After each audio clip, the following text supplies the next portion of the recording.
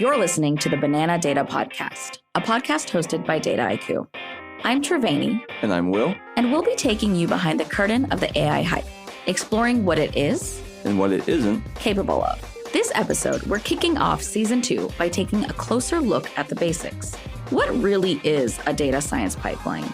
And what are the tools we should be using to build them?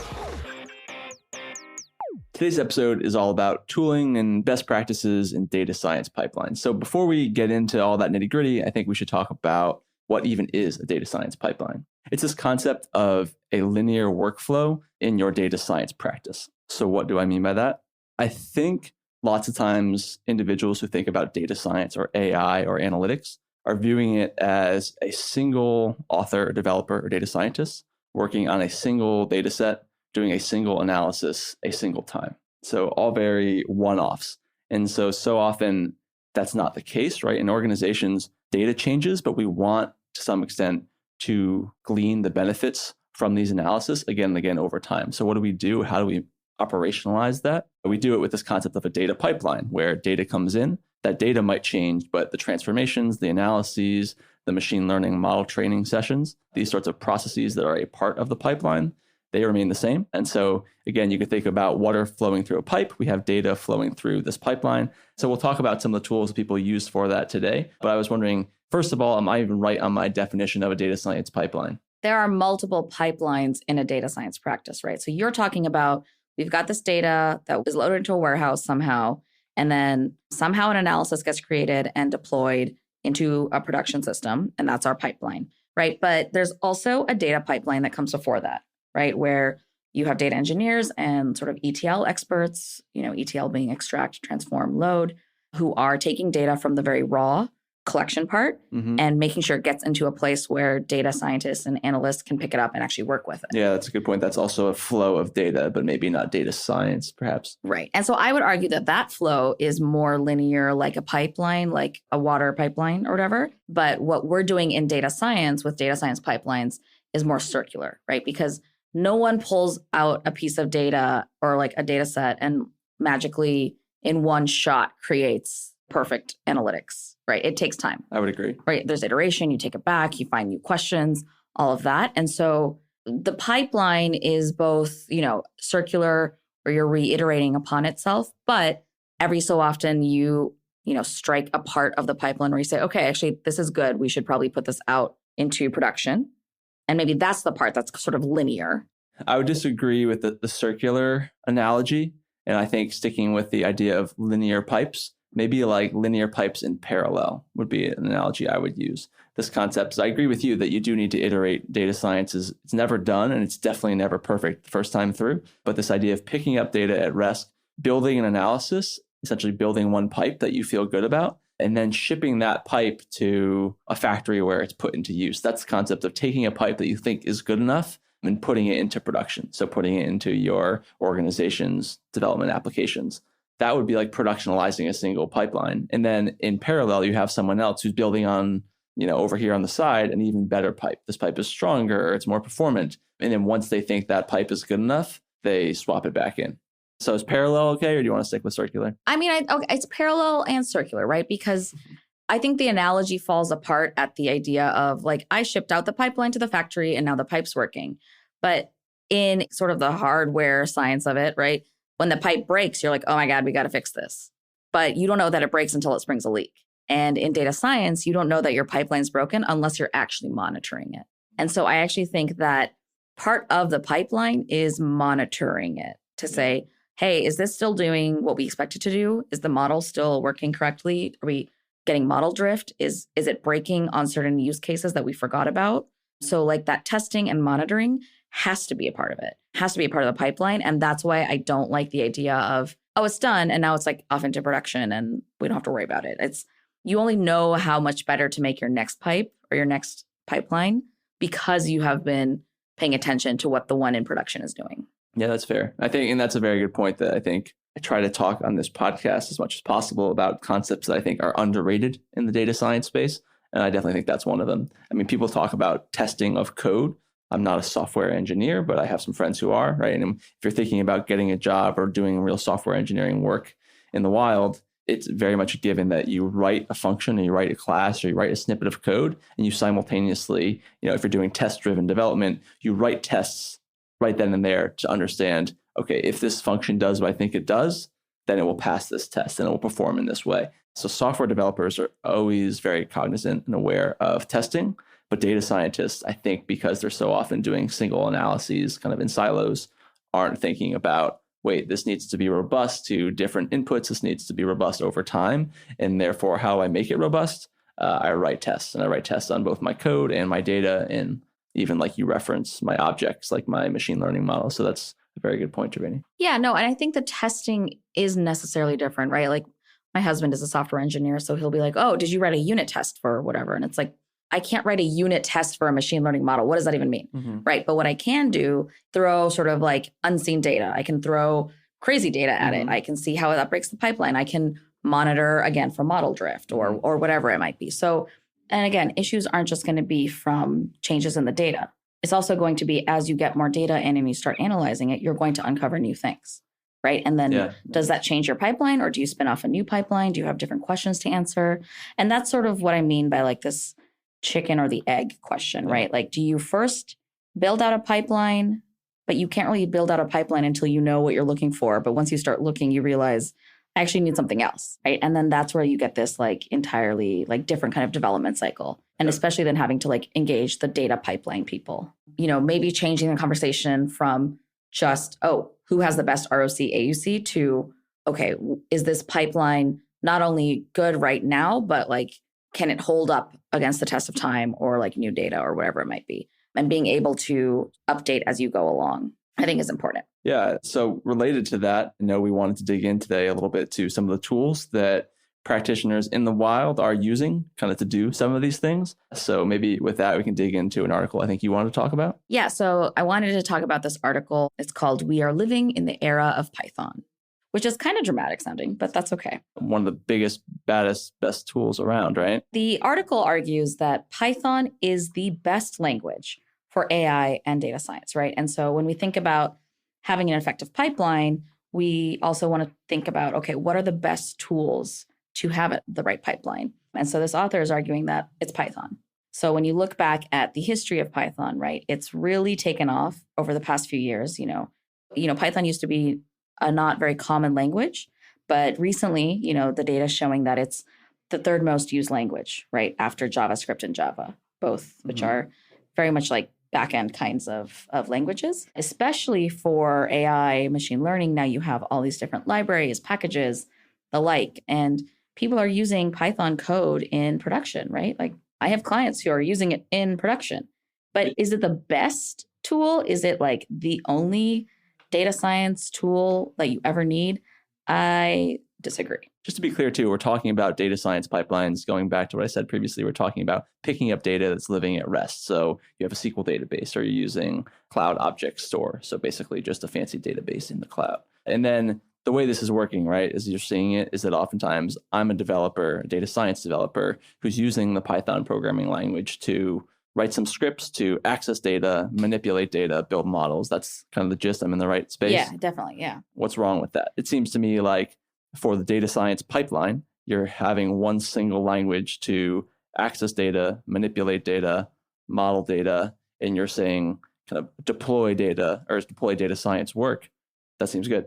I'm sure it's good to have like a single sort of point of entry, but I think what happens is that you get this like obsession with, this is the only language that you'll ever need, right? Learn Python. Well, you're a big R fan. I am an R fan, right? I was raised in the house of R. Me and what army? I became a analyst and a data scientist because I first learned R. It's true. I learned R first too. Right.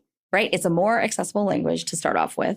Yeah, okay, you can make the argument that it has lots of like issues or whatever. Sorry, Hadley Wickham. But it is also the original sort of statistical programming language, right? And where did machine learning come from? It came from stats. So it's sort of a disservice to a really excellent tool and frankly, like a decent language to just say like Python is the only thing you're ever going to need. Because frankly, if you're going to do time series, you're going to do it in R. I'm not going to do it in Python. See, again, disagreed. So, I mean, you may be familiar, and I think you are, with the XKCD comic, which is, there are 10 competing standards. we must develop one single glorified standard to unite them all. And then soon, there are 11 competing standards. So I think that's a similar example here, except for not. And what I mean by that is the spoken language, or rather the used language amongst data scientists for this data science pipelining process, it's really trending toward and homing in on Python. And so I think R is dying a little bit. I know some Julia fans out there might claim that Julia is rising. And I know, Scala is getting a lot of love because Scala is kind of the default language for Spark use. So yeah, there are alternatives. But to me, in general, I think if you can have a great open source development community that's trying to build all these diverse features, and it's all housed within one single language, like that's the dream, right? You only need to learn Python if you're trying to become a data scientist. It used to be that, make sure before you go get that data science job, you also know R. That's a huge burden to bear. And so now we're making everyone's life easier. Well, I think it depends on your use case in your industry, because I see a lot more R being used in places where like time series and healthcare and like more advanced statistical needs are than just pure prediction, right? Like I don't want to just predict if someone's going to get cancer. I need to like predict it within certain parameters of statistical measures, right? And so that's where you see, and I know Airbnb is huge on R, right? Like they have a whole R shop. Yeah, fair enough. But it's again, wear my hater hat. I mean, I see a lot of Excel being used still for various means and ends. And I wouldn't recommend that many organizations are relying on Excel and development in Excel for the use of data science work. Okay, how about this as like a middle ground?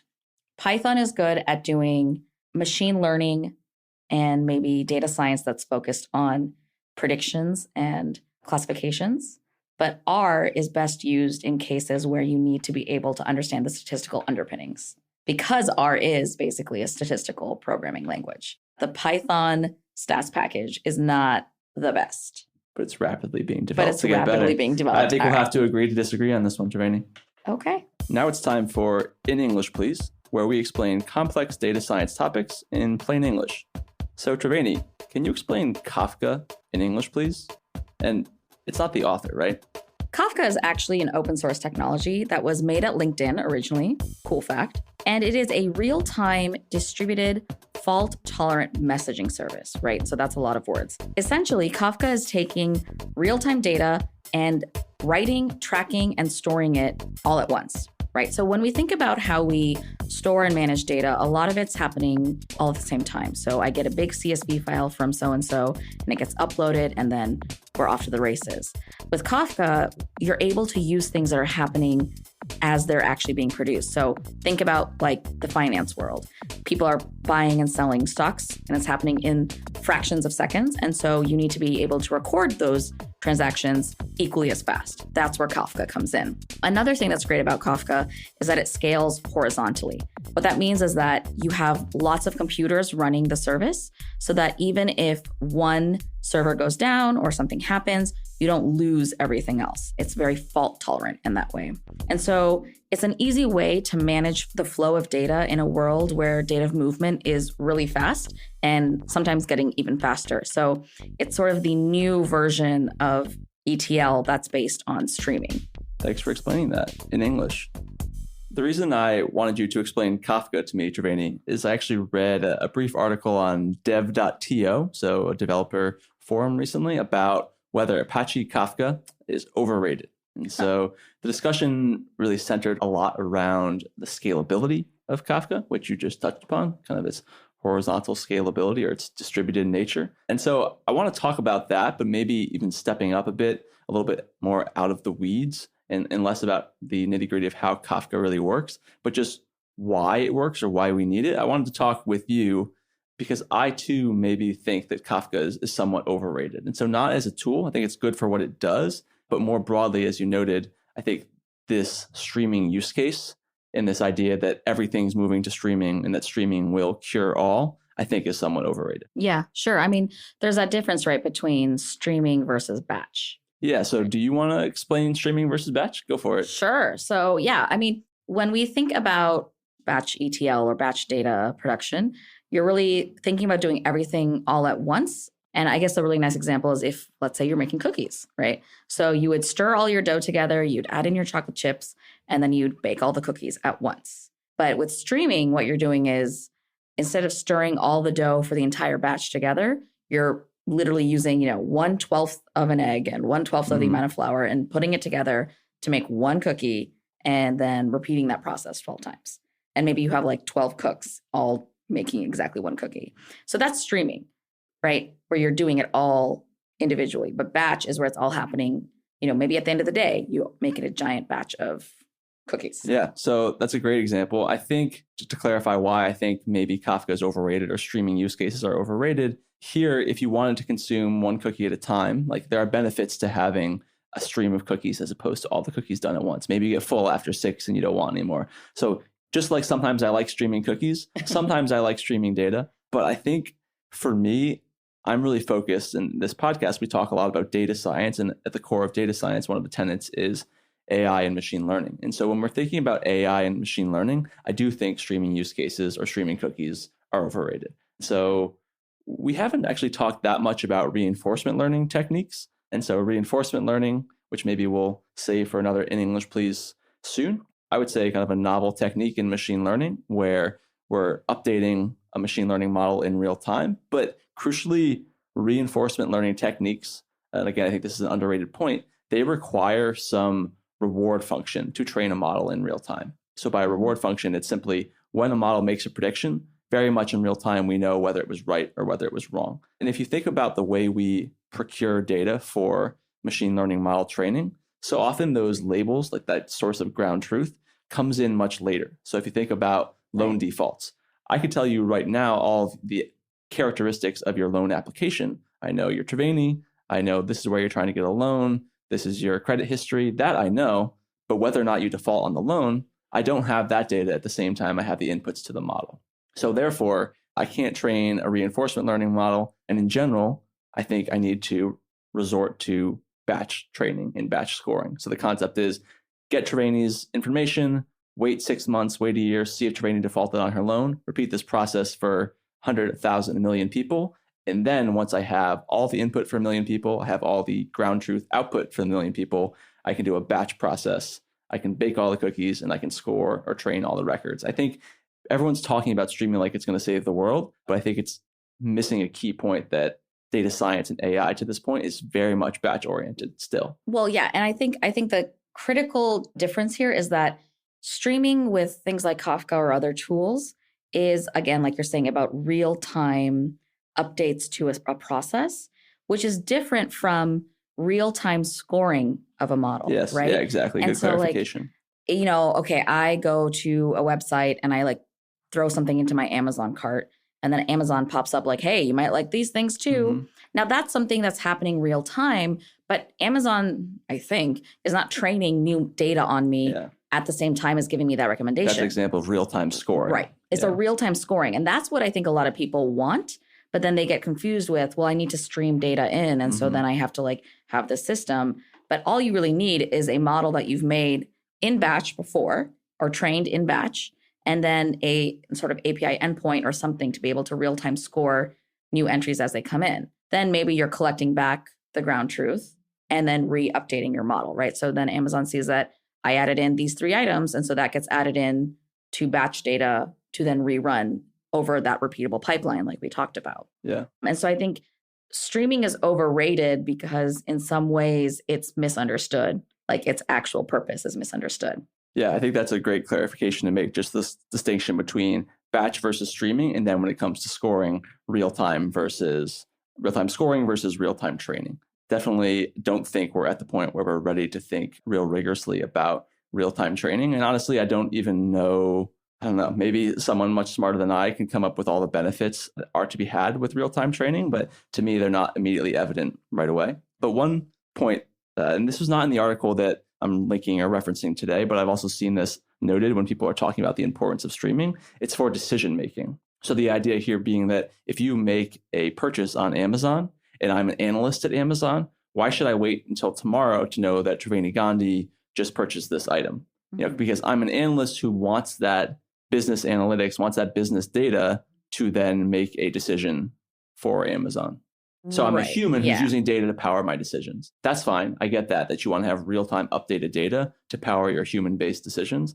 So it's another interesting distinction that I think is being a little bit muddied in this conversation of streaming.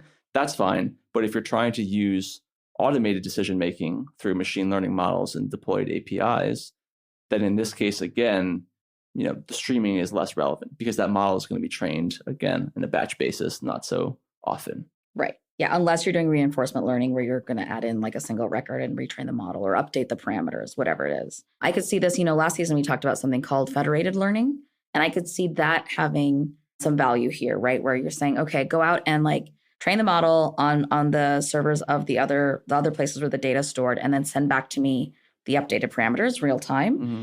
Again, the use cases there are not going to be the most common things that you're doing in an average or like, very like standard data science AI world, right? Like banks don't need to be like real time streaming and updating their loan prediction analyses. And so I think, again, it's like, it's again, similar to that sort of AI winter thing too, is if you overhype something, you then like oversell it and it becomes less relevant. And so I think Kafka, again, nothing against Kafka, but sort of the concept of streaming, right, needs to be very deeply clarified, and people shouldn't be trying to just do something because everyone else is doing it. Yeah, agreed. And I think we should talk a little bit less about streaming.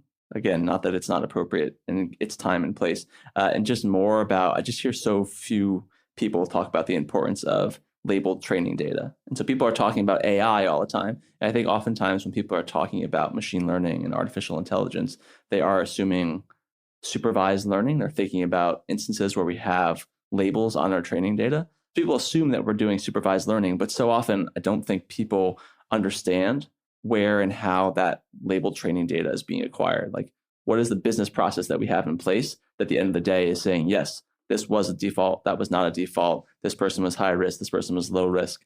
You need to develop those labels. And at this moment in time, I think for the foreseeable future, it's a very human process. It's a somewhat laborious process. It's a really important process. And I think people just kind of assume that the training labels will oftentimes appear magically, and so often they won't. So I guess, in conclusion for me about Kafka being overrated, not as a technology, but I think we need to change our discourse a little bit away from streaming and think about more things like training labels.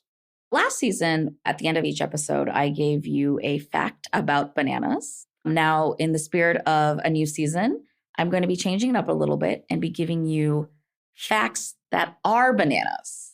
You ready, Will? Let's give it a shot. All right. Today, I want to share with you all that a single Lego can support up to 375,000 other Legos before buckling. So in other words, you could build a Lego tower 2.17 miles high before the bottom Lego bricks. Let me go try that out. Go try it out. That's all we've got for today in the world of Banana Data. We'll be back with another podcast in 2 weeks, but in the meantime, subscribe to the Banana Data newsletter to read these articles and more like them. We've got links for all the articles we discussed today in the show notes. All right, well, it's been a pleasure, Tiffany. It's been great, Will. See you next time.